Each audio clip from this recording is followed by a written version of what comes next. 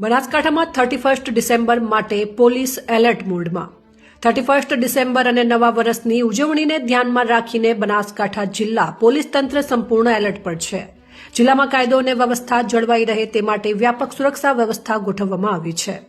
બનાસકાંઠાની તમામ border checkpost પર કડક વાહન ચેકિંગ શરૂ કરાયું છે। બહારથી આવતા અને જતા દરેક વાહનોની સઘન તપાસ કરવામાં આવી રહી છે।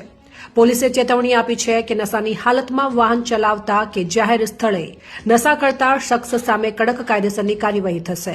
ડ્રિંક એન્ડ ડ્રાઈવના કેસમાં દંડ સાથે વાહન જપ્ત કરવાની કાર્યવાહી પણ કરવામાં આવશે। 31 ડિસેમ્બરે મંજૂરી વગર ડીજે પાર્ટી, લાઉડ મ્યુઝિક કે જાહેર કાર્યક્રમ યોજનાર સામે પણ પોલીસ સખ્ત પગલાં લેશે। હોટેલ, રિસોર્ટ, ફાર્મ હાઉસ અને સંવેદનશીલ વિસ્તારોમાં પેટ્રોલિંગ વધારવામાં આવ્યું છે। મહિલા સુરક્ષા માટે ખાસ ટીમો તૈનાત કરવામાં આવી છે। પોલીસ તંત્રે નાગરિકોને અપીલ કરી છે કે કાયદાનું પાલન કરીને શાંતિપૂર્ણ રીતે નવા વર્ષની ઉજવણી કરે અને કોઈ શંકાસ્પદ પ્રવૃત્તિ નજરે પડે તો તરત પોલીસને જાણ કરે। અહેવાલ નરેશ રાજપૂત, જોતા રહો સેન્ટ્રલ ભારત ન્યૂઝ બ્યુરો।